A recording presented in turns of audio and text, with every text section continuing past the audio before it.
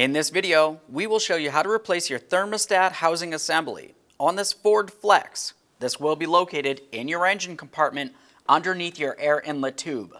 Let's get into it. Let's make our way under the hood. On the passenger side of the engine compartment is where you're going to find your coolant reservoir. Go ahead and take that cap, turn it counterclockwise, and remove it. We'll give it a quick inspection and set that aside. Now we can make our way underneath the driver's side of the radiator. We're going to start draining this. To do that, you want to make sure you're wearing hand and eye protection at all times. Use a 19mm. We'll turn this counterclockwise just enough to let the coolant drain into a collection bucket.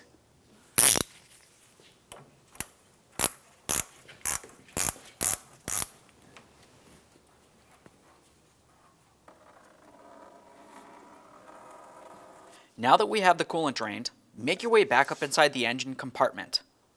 Along the front of the vehicle, next to the air filter housing, you're going to find a little plastic trim panel. Remove that and set it aside. Below it, you're going to find that you have two 8mm headed bolts. Remove the pair.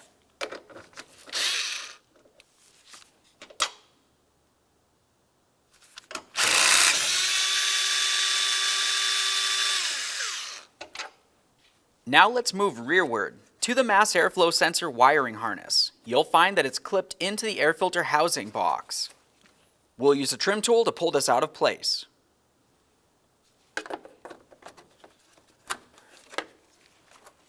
Now you can follow that wiring up to the mass airflow sensor.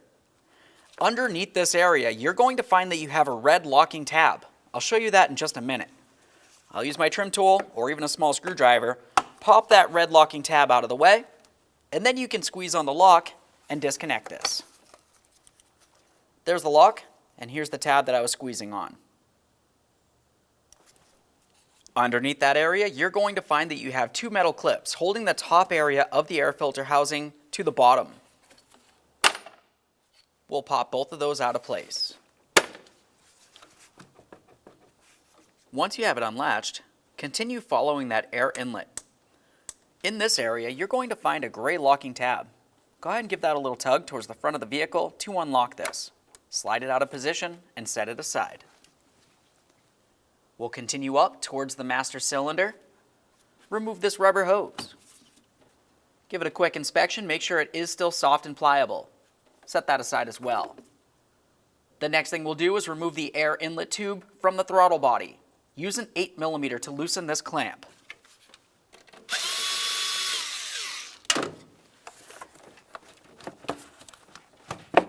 Now we can remove this from the vehicle. Set it aside. Now with that out of the way, it's always a good idea to remove the air filter and give it a close inspection. If it has to be replaced, now's a perfect time to do it. We'll set this aside. Now with all that out of the way, you have a nice clear view of the thermostat housing assembly. To start removing this, we're going to make our way to the upper hose. Squeeze the clamp, slide it up the hose, remove the hose, and give the hose a quick inspection. You can use some pliers or hose clamp pliers, whatever works best for you.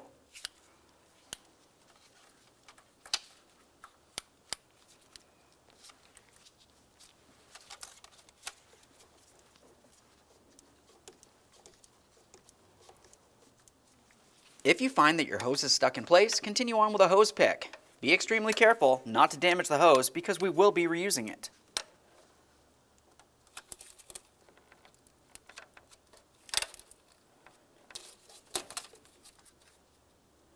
We'll give it a quick squeeze, make sure it's soft and pliable.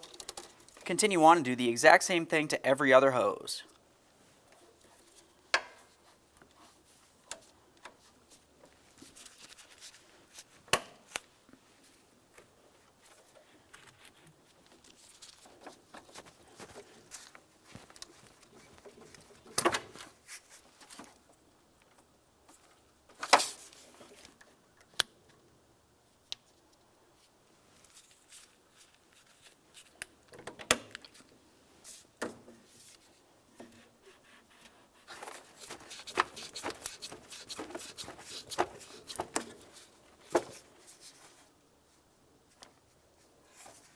Now we'll start making our way towards the rear of the thermostat housing assembly. Squeeze that clamp.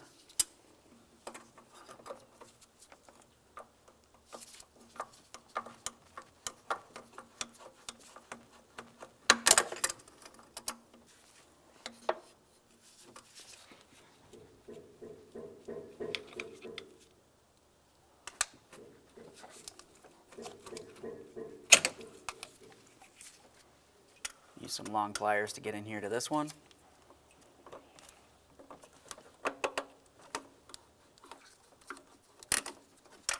For this rearward one, you might have to use a straight pick to break it free. At this point, we have all of the hoses removed from the thermostat housing assembly. On this, you're going to find that you have two 8mm headed bolts. One down inside this area here, and one right up along the top. We'll start with the one that's a little bit harder to get to.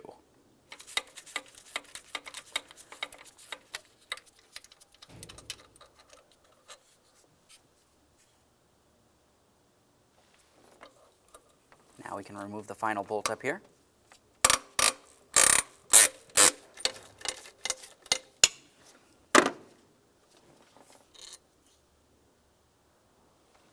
Now, if you were to look along the bottom of the thermostat housing assembly, you're going to find that you have a coolant tube that comes up and into it. So as we remove this, we're going to need to twist and pull it up and out diagonally. But what we don't want to do is remove this tube from inside of the belly of the engine. Almost out of there. There we are. There it is, friends. Now the next thing we want to do before we continue with the installation is to pay attention to the O-ring seal that comes around this crossover tube.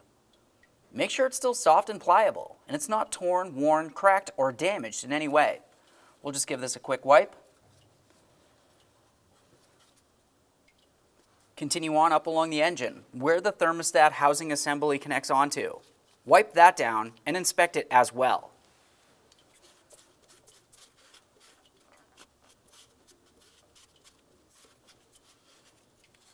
All right, let's get ready to install our brand new thermostat housing assembly. This area right here is the area that will slide over the crossover tube. Let's take this and put it in place.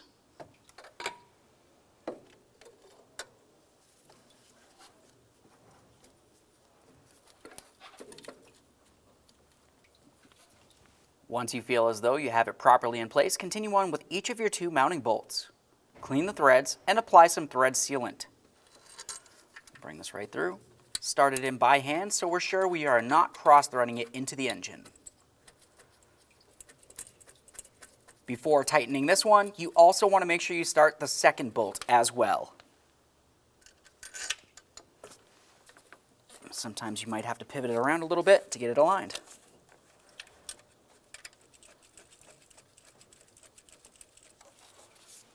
Now we can snug these up and we're going to tighten them in a specific sequence. The first time we torque them will be to 72 inch-pounds. Once they're both torqued to 72 inch-pounds, continue tightening them an additional 90 degrees, which is essentially a quarter turn.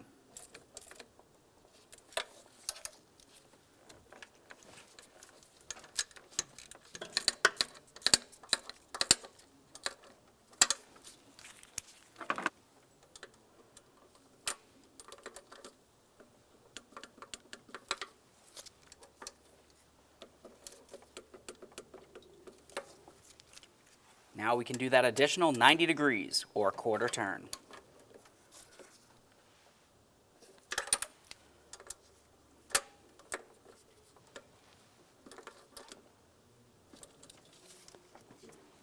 Now we can start reconnecting our hoses. Let's go for the far rear first.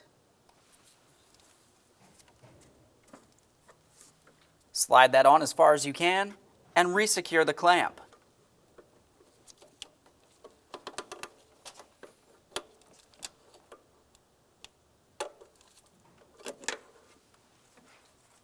As you continue, make sure each hose is secured. Move along to the next one. Do the same thing. Let's get this one.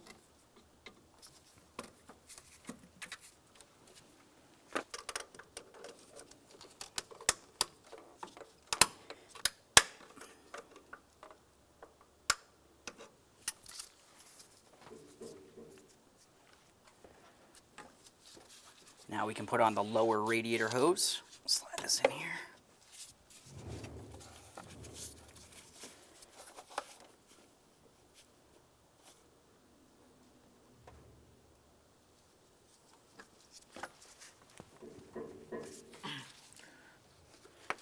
Now we can reinstall the upper radiator hose.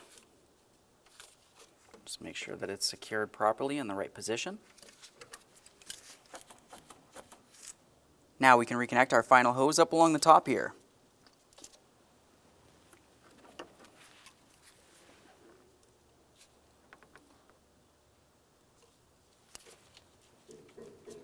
Now once you're sure everything with the thermostat housing is secured, continue on to reinstalling your air filter and the air filter housing with inlet tube. For the air filter housing, you'll find that you have 3 little tabs protruding out of it. And in the lower part of the housing, you're going to have 3 slots. Go ahead and align that and put this in position. Now we'll start swinging this down and put the air inlet tube onto the throttle body. Make sure you press that on as far as you can and tighten this clamp.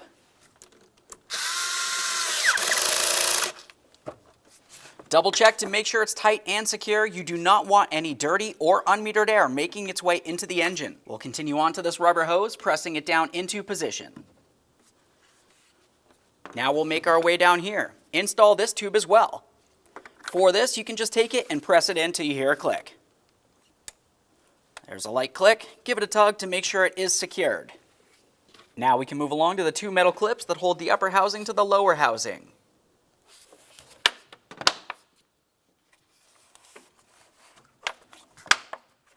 Let's take that wiring harness and re-secure it to the upper air filter box. Continue on to the mass airflow sensor connector. When you press this in position, after you hear a click, make sure you press in that red locking tab. There we are. Double check to make sure it's completely secure. Now we can move along to reinstalling those 2 8mm headed bolts that hold the lower box to the body of the vehicle.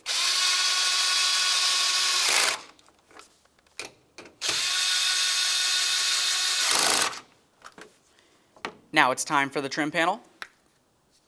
We'll take this and slide it underneath this piece of the trim, align the locking tabs, and press it into the proper position. Now we can carefully make our way back underneath the vehicle and tighten up that drain. Keep in mind, you are only tightening this up into plastic. We don't want to strip anything. Now we can make our way back over to that coolant reservoir. We're going to start filling the cooling system. If you were to look along the side of the reservoir area here, you'll find that you have a level. In the end, when this is full, you want to be someplace inside of this leveled area. So what we'll do is we'll use a funnel. We'll start adding some coolant. After you've added plenty of coolant inside of the reservoir, you're going to want to start up the vehicle, let it run for a little while, and get up to normal operating temperature. While it's running, pay attention in this area. As air is burping its way out, the coolant will be making its way down, so you will have to keep topping it off. It does not need to be filled all the way up to the top, only inside of that lined area. The coolant that you should use is Motorcraft's Specialty Orange Coolant. You can also use Universal Coolant if needed.